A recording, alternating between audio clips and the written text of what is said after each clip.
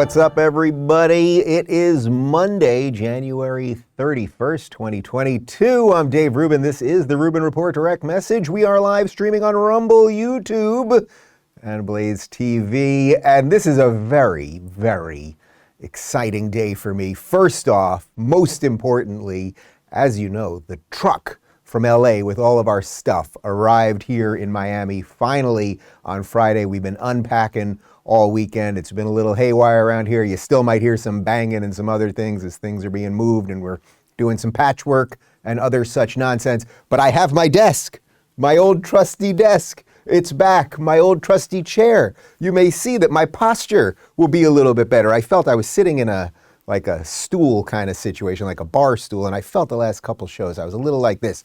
But today I'm back. I'm sitting up straight with my shoulders back, and I'm very excited. And speaking of sitting up straight or standing up straight with one's shoulders back, there is a rumor, and I don't want to say anything out of school, but there is a rumor that a guy named Jordan Peterson, a little-known Canadian psychologist, is in Miami this evening doing a show at the Fillmore Theater. And then there is another rumor, a rumor that is running in parallel with that rumor, that some guy, perhaps, that you may be watching right now, might be opening for that little-known Canadian psychologist tonight as a reunion of their 120-some-odd, 20-country show tour that they did throughout 2018 and 2019. This might be the one night in Miami, in the free state of Florida, that the reunion show kicks in. It is possible. That's what I'm hearing. I'm also hearing that tickets are unavailable, that it's completely sold out. You might want to look into that if you're in the South Florida area. We shall see. We have, ladies and jelly spoons, a jam-packed show for you. I usually say ladles and jelly spoons. I said ladies and jelly spoons right there. It's mixing it up for you. We got an absolutely jam-packed show. I feel like this show is as thick with the type of stuff that I like doing. Sometimes we get a show, sometimes it's like, is there enough news to talk about? We got one or two stories. Let's see. But this show is just going to be punching through a brick wall.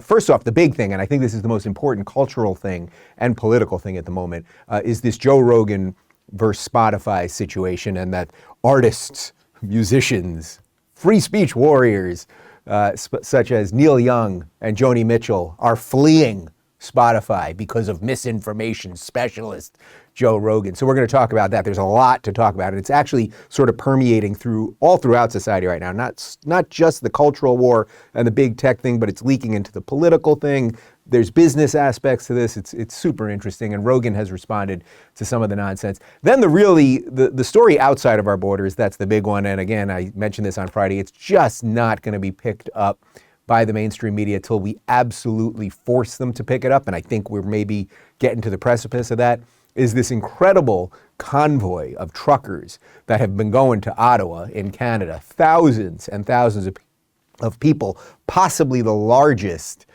truck convoy in world history, to protest the mandates and the lockdowns and the rest of the nonsense. And Justin Trudeau has gone into hiding, apparently, because it's apparent, these people are obviously Nazis. That was a joke. And now he has COVID, I guess. That's some timing on that one, huh? So we'll talk about that. Then the sort of theme of the show last week of what's going on with the last remaining good liberals. I'm talking about Bill Maher, the Barry Weiss types. Well, Bill Maher went on an awesome rant on his show on Friday talking about exactly what I was addressing, which is, are the good liberals ever going to really fight the left? And what is left on the left? And has liberalism just sort of collapsed on itself? Well, Bill Maher stepped up to the plate. I sensed some people over at his show are watching this program. And then finally, this Lindsey Graham guy, who is a Republican senator, he's repeating some of the racist nonsense coming from Joe Biden about how we have to have a black female Supreme Court justice. Not a Native American. They don't care about them. Not an Indian, not a Asian. Black. She's got to be black. So we're going to talk about that. And before I get to any of that, we got to show you this picture. Just put up the picture. This is just nuts. This is from Hamel Law on Twitter. This is last night at the Rams game at SoFi Stadium here in LA. And she wrote, did you enjoy, at Gavin Newsom, did you enjoy San Francisco versus LA tonight at SoFi Stadium? Love your gorgeous, maskless face Unmask my children now, please. My toddler, 5-year-old and 7-year-old are going to school in LA County tomorrow and will be sent home if they unmask like this, even outside. So, of course, there's Gavin Newsom, that evil freak. He's standing next to Magic Johnson, who, of course, I love Magic Johnson. Eric Garcetti, the mayor of LA, was also there. By the way, I do know that every time I gratuitously mention California, as I've done right now, I have to put $5 towards my Fleeing California fund, which we will give to somebody at the end of the year to help them flee California. Let's say I've done it about 10 times so far. It's at about $50. Here's another 5. We're at about $55. Michael, make sure we have a spreadsheet and we're counting that and, blah, blah, blah. But I would say, generally speaking, like, if you don't get it at this point, they want your children masked. They want them depressed. They don't care. They think they are better than you. They are the elites and you are peons. Leave LA. Leave California. There is no shame that will work. There is no honest assessment of what's going on that will work. There is no scientific data to prove anything that they're doing. All of this stuff is designed. It's them versus you. I'm with you, but you have to be for you. And you know where you can be for you? Florida. So get to Florida, or get to Tennessee, or get to Texas.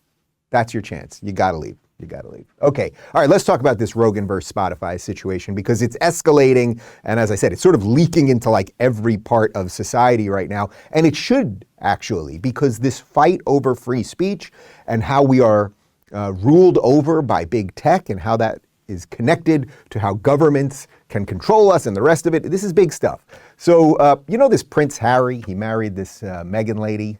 They have decided that they're going to do a nonprofit devoted to combating misinformation. And now they have gotten involved in this. We've got a statement from Prince Harry and Princess. Is she princess, technically? She's on her way to be princess? Duchess. She's the Duchess. Okay, there you go, the Duchess. So Prince and Duchess, here's what they said about this whole Rogan Spotify misinformation brouhaha. Since the inception of Archwell, that's their foundation dealing with misinformation, we have worked to address the real-time global misinformation crisis.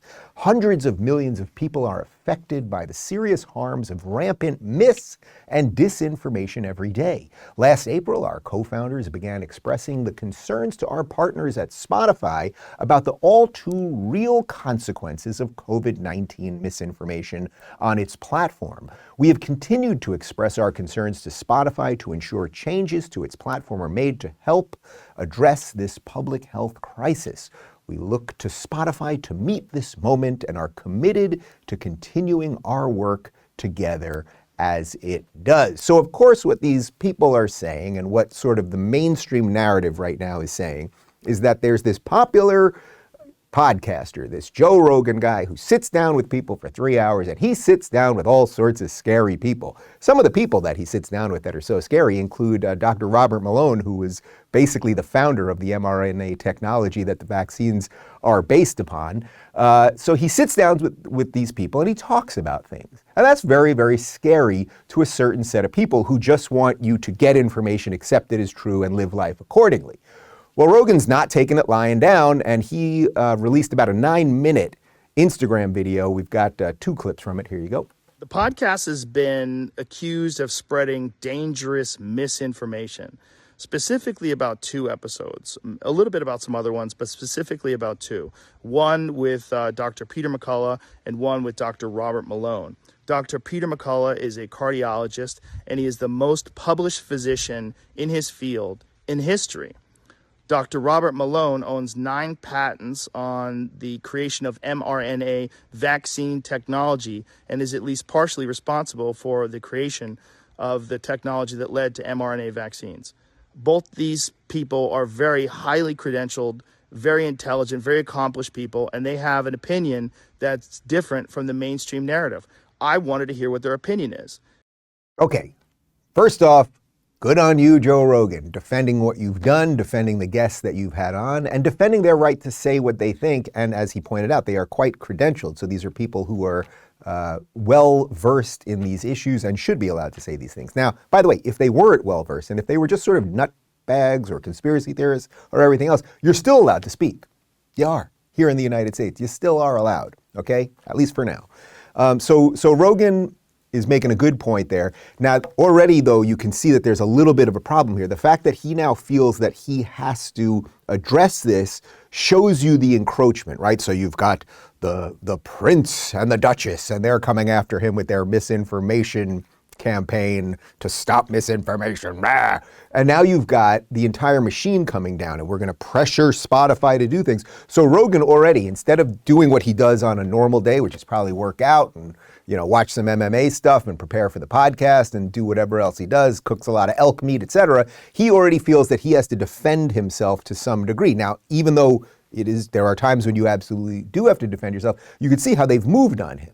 They've moved on him a bit. And he went on to talk about what Spotify is going to do, because they've already the CEO addressed what they're going to do about this scary Joe Rogan program. One of the things that Spotify wants to do that I agree with is that at the beginning of these controversial podcasts, like specifically ones about COVID, is to put a disclaimer and say that you should speak with your physician, and that these people and the opinions that they express are contrary to the opinions of the consensus of experts, which I think is very important. Sure, have that on there. I'm very happy with that. Very happy with that. Okay, this is where this gets mixed up. And just for the record, I'd be happy to talk to Rogan about this. So this is not attacking Joe Rogan.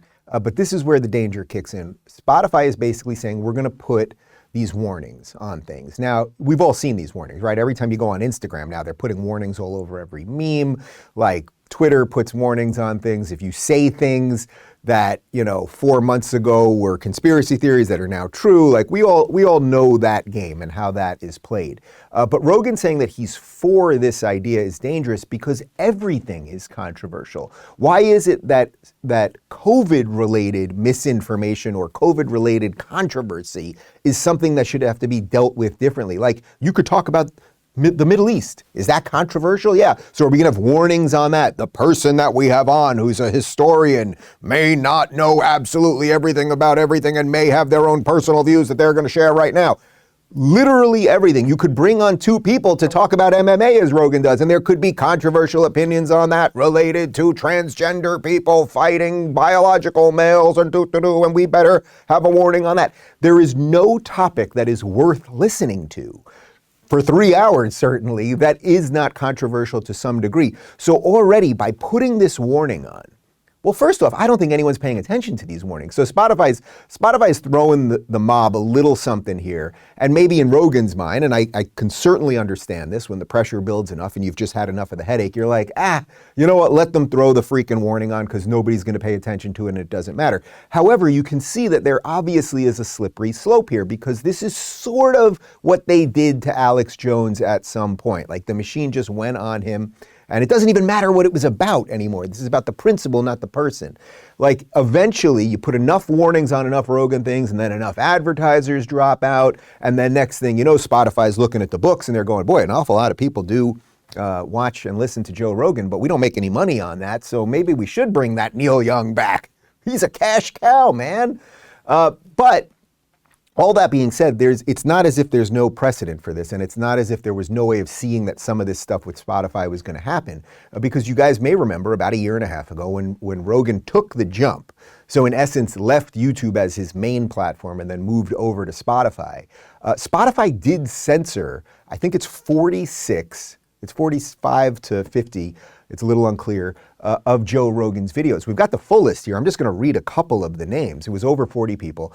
These episodes that were censored included comedian Chris D'Elia, Alex Jones, of course, comedian and my friend Brian Caylin, Sargon of Akkad, Carl Benjamin, who is a good guy and an old school liberal, Gavin McInnes, Eddie Bravo, Joey Diaz, War Machine, David Seaman, Brian Redband. I'm not even sure who all of these people are. But the simple truth is there was a warning sign here, right? Like, that's what this is about. When he signed the deal, he took $200 million, and I'm not disparaging him. And no one has ever offered me $200 million. I don't know what I would do in the face of $200 million. And maybe they went through every single one and they said, this is why, and this and all of that stuff, okay? Even though some of those people I think are his friends and comedians. The point is that there was a track record there of this is what this company stands for. So Spotify said these are 46 or so scary interviews I don't know that anyone has ever hurt because of any of those interviews. These are usually words. If anyone made a direct threat of violence or actually murdered somebody, say, or tried to sell drugs, something like that, these people would be dealt with by the law.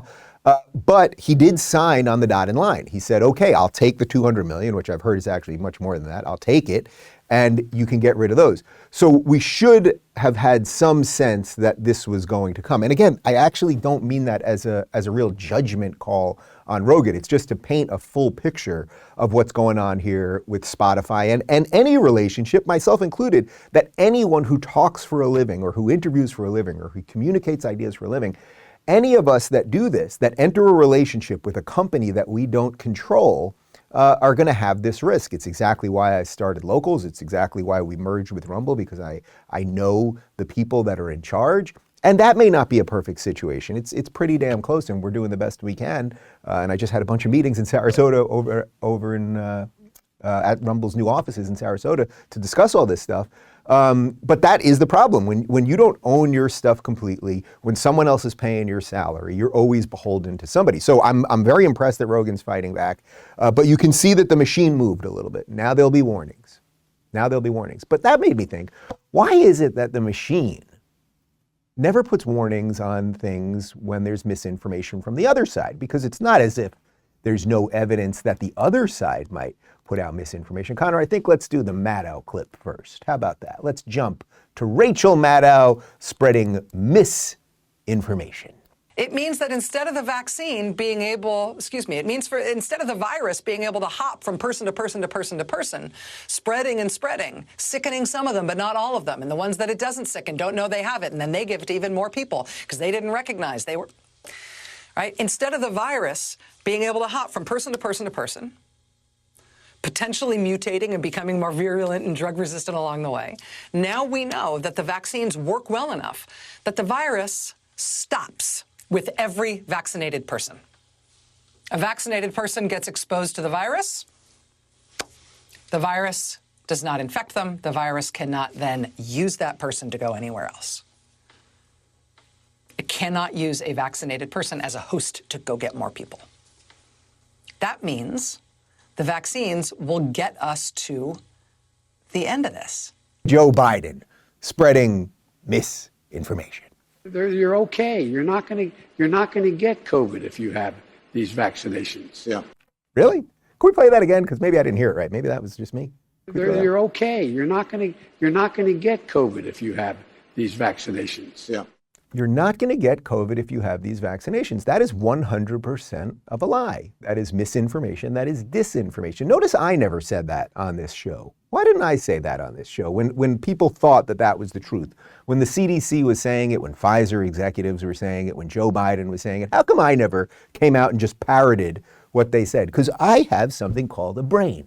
And I thought, well, I don't know, just because a pharmaceutical company is saying something and just because the president then repeats what the pharmaceutical company is saying, is how would I know that that's actually true? So I waited, and then by waiting, you're not going to believe this. It turned out that it wasn't true. Not only can you get COVID with the vaccines, but you can transmit COVID with the vaccines. Of course, that's very different than what CDC Director Rochelle Walensky said a little while back.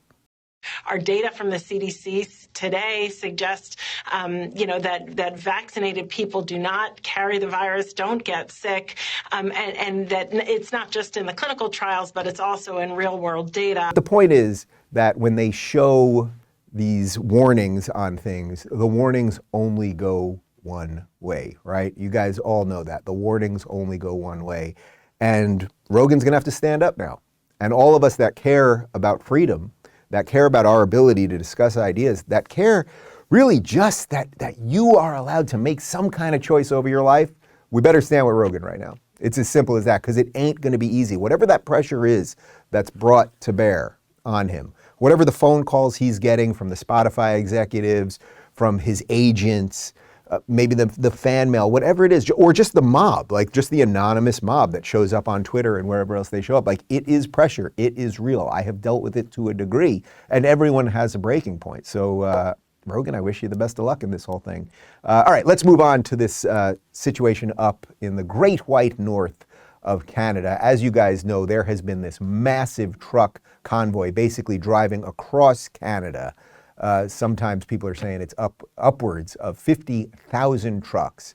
People protesting the draconian lockdowns and mandates by the Justin Trudeau government. We've got some more info here from the post-millennial. Prime Minister Justin Trudeau has reportedly been whisked away to a secret location as a convoy of truckers has descended on Ottawa to protest the government's vaccine mandates.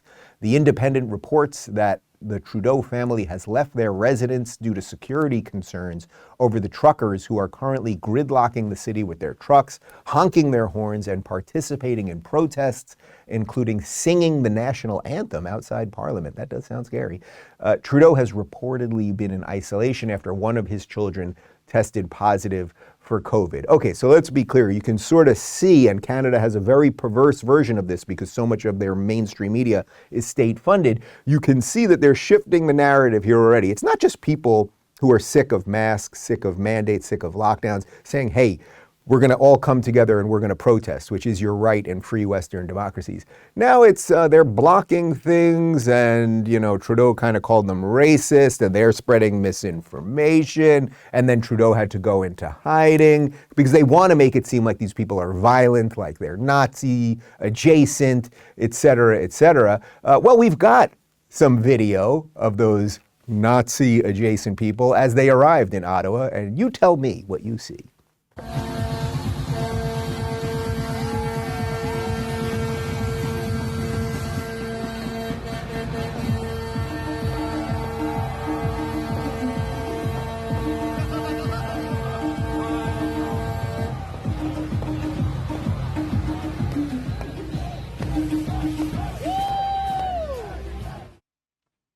Scary stuff, isn't it? They got to Ottawa, they started dancing in the street. There were people and other people, and they were breathing on each other and smiling and sharing joy and the desire to save their country. Woo-hoo-hoo. I'm freaking out over here. My buddy Ezra Levant from The Rebel, which is one of the few independent media organizations in Canada, he gave an absolutely fantastic speech to the people of Ottawa. We've got a little bit. It is cold today. It is cold today. Almost as cold as Justin Trudeau's heart. Because when people say, what do we do about the media? I say you become the media. That's what you do. The media acts like a party. The media party. It's a subsidiary of the Liberal Party. So you've got to tell the story yourselves. Everyone who was here, everyone who was along the road has to bear witness and testify to what they saw. Because there's two competing narratives. The government says you're racist. The government says you're sexist. The government says you're violent. In the meantime, I've never seen a more diverse group of Canadians. And far from violence, people want to not be violated anymore. Justin Trudeau says you're extreme, but he's the one who has violated our civil rights. He says you're a fringe. Well, that's a pretty bloody big fringe. Tell them what happened. Tell them what you saw, because they will not hear the truth from anyone else. Keep up the fight, everybody. Keep fighting for freedom.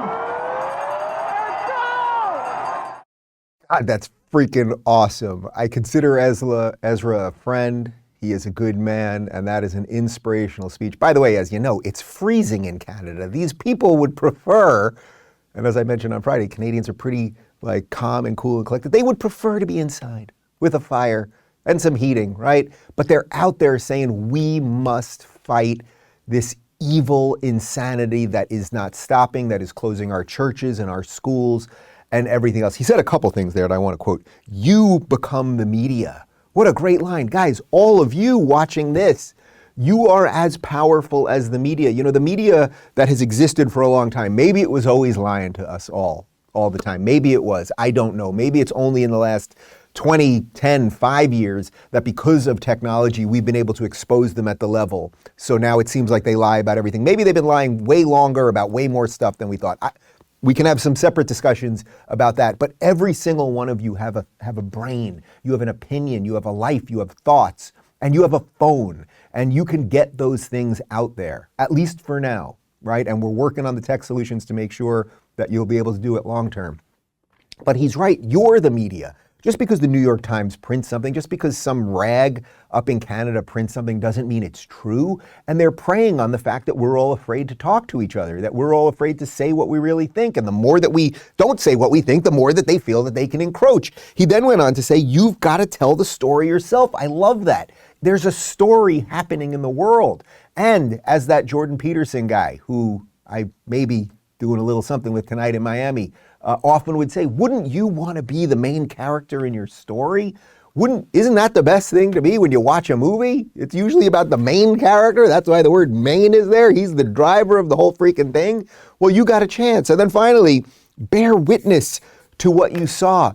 Do not believe that because the Canadian media or the New York Times or CNN tells you that those people out there are racists and bigots and sexists and even anti-vaxxers or whatever ridiculous pejorative term they want to use to describe those people who have just been pushed far enough that they had to create this convoy to drive across a frozen tundra to get outside and give speeches and dance with other freedom-loving people. Don't believe any of the nonsense that they are pushing on you on all of that. And if you want to bear witness, how about we end this segment with a little inspiration, a little music, and here is what bearing witness looks like.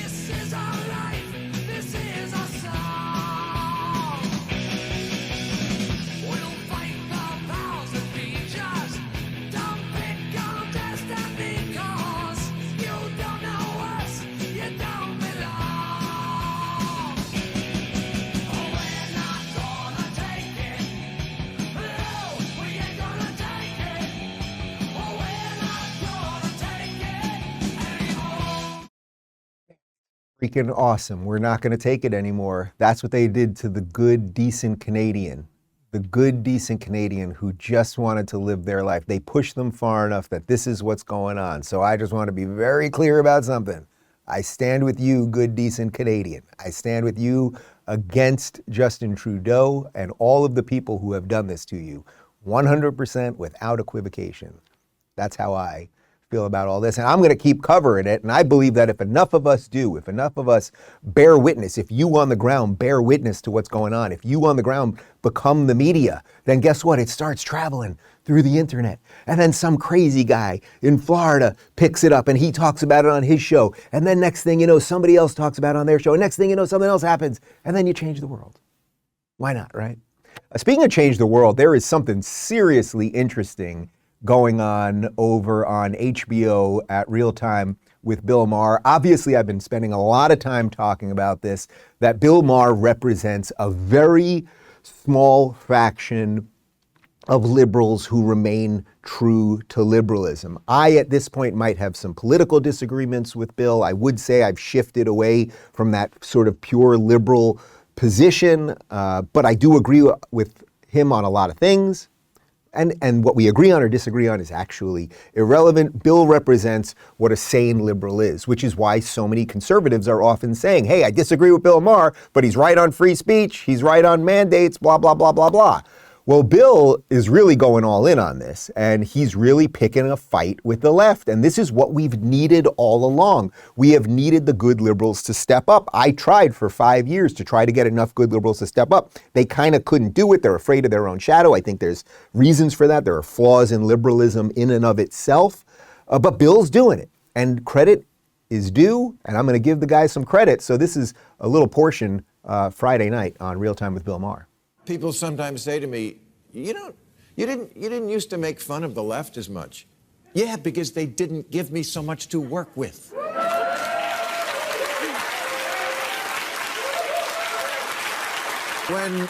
Normal people read that San Francisco has basically legalized shoplifting.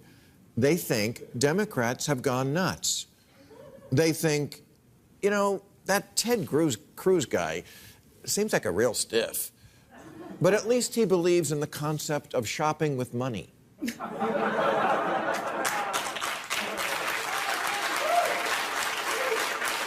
It's not my fault that the party of FDR and JFK is turning into the party of LOL and WTF.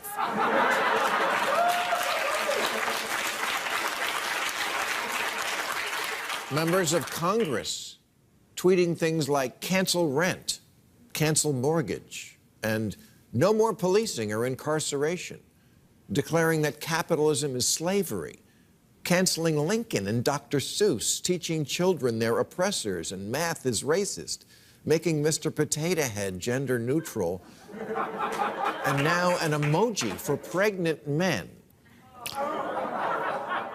Real, I'm not making it up.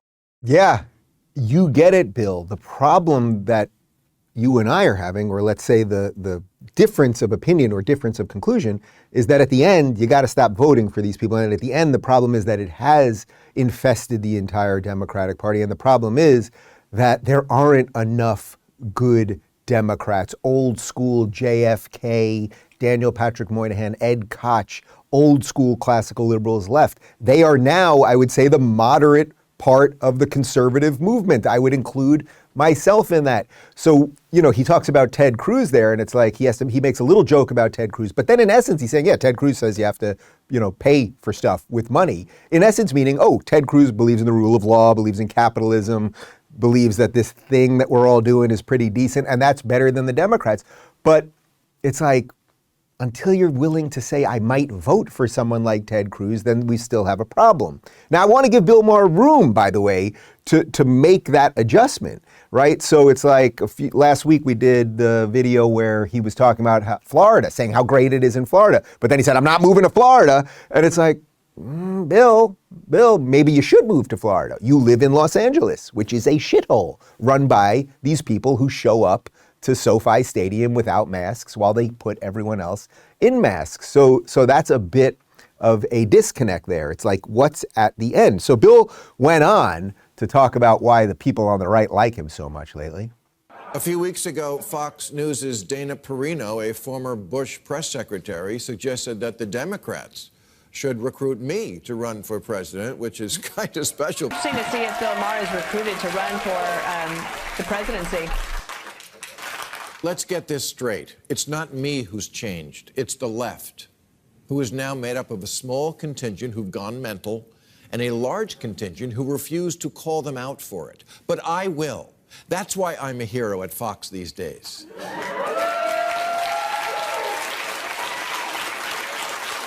Which shows just how much liberals have their head up their ass, because if they really thought about it, they would have made me a hero on their media. But Okay, I think I'm a bit of an expert on this as the Why I Left the Left guy. Have you seen the video? It's on the YouTube. And I wrote a whole book defending classical liberalism. But there's a couple interesting things here. First off, the fact that Dana Perino on Fox News is saying, you know, Bill Maher should run for president shows you that conservatives actually like disagreement with people in a sane way. Like conservatives, and I see this all the time, people come up to me on the street and say, "What, Dave, what happened to the old school liberals? We used to like arguing about things. Okay, so they were pro-choice, we were pro-life. Okay, they wanted more taxes, we wanted less taxes. But what happened to those people you could argue with decently?" And they're pretty much gone. So what I think Bill is missing there, he's calling the radicals a small element, and the good liberals, he's saying they're the majority. I don't think so anymore. And if they are the majority, if they're the silent majority and they won't do jack shit about it, then there's a problem. Now, to that point, I again applaud Bill for standing up against this. This is a fight worth taking. And for all these years where I was, say, shifting or realizing where there was fertile ground for ideas and where I could make allies versus the scorched earth, I always said, you could find probably 50 videos of me saying, if my liberal friends prove me wrong, if they can actually save the Democratic Party from this nonsense, I will gladly have a mea culpa. Absolutely. I'll be like, boy, I really missed the ball on that one. You guys sure were right. You really did stop the wokesters. But there's no evidence of it. So when he talks about San Francisco crumbling or all these democratic places crumbling, the good liberals don't have the wherewithal to stop it. And what the problem is, so what that leads us to in the final conclusion is, unless you are going to support Glenn Youngkin in Virginia, who's running against critical race theory, and unless you are going to support Ron DeSantis, who's keeping the state open, if you are going to not support the people who are doing the whole freaking thing, but you're just going to constantly say, I'm still a liberal, these people are all idiots, but somehow you can't really vote for the people who are doing the right thing because they're racist or they believe in God or they're morons or something, then there's a problem. But I will continue to try to have this conversation because I think it's an important one to have. I think we all have to think these things through. And by the way, the difference here, as you can see, is not really a difference of opinion. Sure, there's some difference of political opinion between what Bill Maher believes and what, say, a conservative believes, or even what I believe. This is a difference about tactics. And I would also say, and then I'll move on, is that maybe, and I think this is what Bill is a little bit confused by, maybe there is a fundamental flaw in liberalism. And I've talked about this a bit, and this was not something that I wanted to accept, but this is something that I think that Jordan Peterson helped me fully evolve on, that a purely secular liberalism that has no truth outside of itself, that has no truth outside of what man believes, will end up believing almost anything. So while Bill is railing against the trans stuff and the woke stuff, it's like, maybe that is just an extension of what secular, godless sort of liberalism leads to. And there are a few people who as individuals can behave in a certain moral framework and build something really good and truly liberal without a bigger structure behind it or above it or around it. But most people cannot, and societies can't. So everywhere that liberals move to become these horrible places. And it's not because liberals are bad people. It's not because the idea of liberalism is wrong. It's because it's maybe not holistic enough. So again, I would love to continue to have that conversation and hopefully have it with Bill at some point. I sense that is in the works. I've said too much. Okay, let's move on to the final story. Lindsey Graham, Senator Lindsey Graham, who's been in the Senate forever, basically. He's run for president a couple of times. He sometimes kind of gets it as a conservative, as a Republican, then sometimes doesn't get it.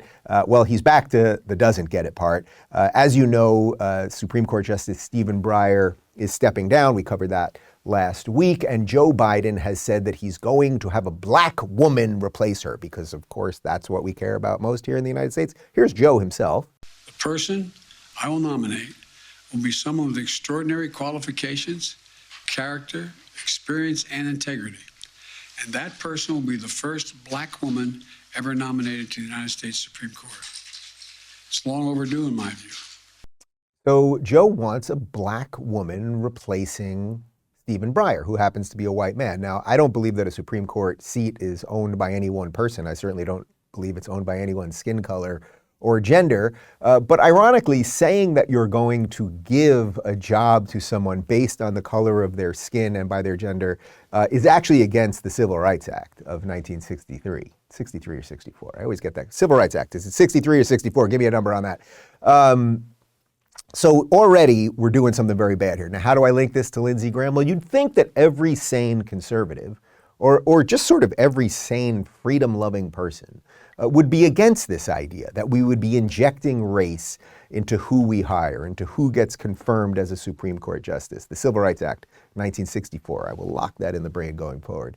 But Lindsey Graham, no, he's completely fine with Biden's idea here, the idea that we're going to have just a black woman be the next. And President Reagan said, running for office, that he wanted to put the first female on the court. Whether you like it or not, Joe Biden said, I'm going to pick an African-American woman to serve on the Supreme Court. I believe there are plenty of qualified African-American women, conservative and liberal, that could go onto the court. So I don't see Michelle Childs as an act of affirmative action. I do see putting a black woman on the court, making the court more like America. In the history of our country, we've only had 5 women serve and 2 African-American men. Man, sorry, Lindsey Graham, you're exactly the type of politician that we don't need anymore. You really are. We don't need that pandering drivel. Nobody is saying that there aren't thousands, literally, probably hundreds of thousands of qualified black women to sit on the Supreme Court. Great legal minds, et cetera, et cetera. Nobody's saying that. Everyone knows that that is. But as a marker, as the original starting point, that here is the pool that I will select from. We have a giant pool, but my pool will just be black women. It's not that you're not going to pick the best person, because the best person might be a black woman. But first, it's against the law. It's against the law to hire based on skin color and gender. That's number one. A law, by the way, that had a little something to do with the Supreme Court in the first place. But also this pandering drivel, that's why you're becoming irrelevant, Lindsey Graham. This pandering drivel that it will be a black woman. Well, why not a Native American woman? Why not an Indian woman? I mean, Indian from India woman. Why not an Asian woman? Are there any Chinese American Supreme Court justices, Korean Supreme Court justices? But no, why do we keep going to that group of people? Could it be because we're the ones that actually want to basically bribe them? We want to endlessly bribe them so that they'll keep voting for us, because otherwise none of our policies actually work for them. And Lindsey Graham, you're now part of it. You're part of it. So this is neo-racism. There is no one, and this is one of the things, to get to the previous segment, that I would want Bill Maher to come around to. There is no one on the right, in mainstream on the right, who wants anyone judged by the color of their skin. That isn't to say that there aren't some far-right racists somewhere. There are. But there is no one mainstream. There is no thought leader. There is no politician that wants people treated differently based on the color of their skin, their gender, and at this point, even their sexuality. But it is a mainstream idea on the left. It is within the ethos of the Democratic Party, and I wish Bill Maher luck fixing that, because he's going against Joe Biden, and he's going basically against Republican light, but I would say at this point, basically Democrat Lindsey Graham as well. All right, guys, I think we had a full show today. I got a long day of doing stuff at the house and fixing up some studio stuff and a bunch more. And then, as I said, if you can still get tickets, perhaps Dave Rubin is going to be the surprise opening act for Jordan Peterson this evening, perhaps. And it's a big surprise, it's a big surprise. But before we finish up, every Monday at the Rubin Report community, we do Meme Monday over there, where we get people to share their favorite meme of the week. This is how we kick off the week. Here's my meme from today. I hope my government will let me go outside today. I felt that was sort of appropriate in light of all the COVID stuff and the Spotify stuff, the Rogan stuff, the Canada stuff, and the rest of it. And now hundreds of people are throwing their memes in. So if you'd like to join us, it's a fun way to kick off the week. You can go to rubinreport.locals.com. Part 3 of my interview with Florida Senator Marco Rubio is up on YouTube and Rumble right now. The full episode is already up at rubinreport.locals.com. All right, we've got a full day today. Hope you enjoy the day. I hope your week gets off to a good start, and we'll do it again tomorrow. Ciao.